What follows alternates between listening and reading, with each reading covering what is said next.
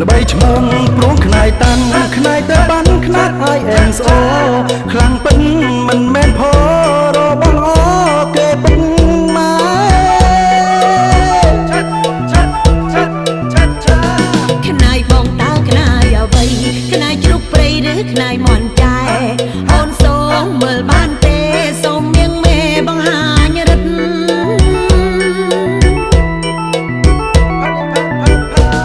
ខ្នាយខ្លឹមហើយវាខ្លាំងអាចតតាំងគ្រប់ទីងងឹត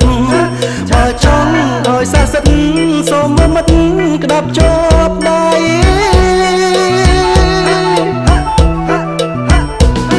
ឲ្យអូនក្តាប់យ៉ាងម៉េចក្តាប់តិចតិចឬក៏ខ្លាំងថ្លៃ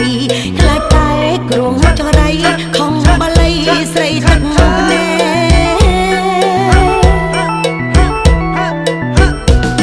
ត្រូវកាន់ខ្នាយឲ្យណែនកុំប្រឡែងហើយកុំស្រែកប្រយ័ត្នខ្នាយបងបែកបងទឹកភ្នែ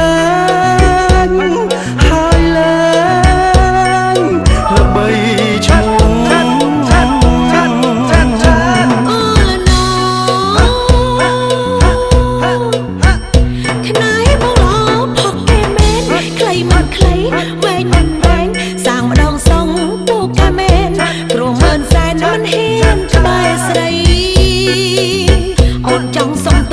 បងពី3ថ្ងៃបងអូនទិញបងលក់ទេថ្លៃចង់ទិញផង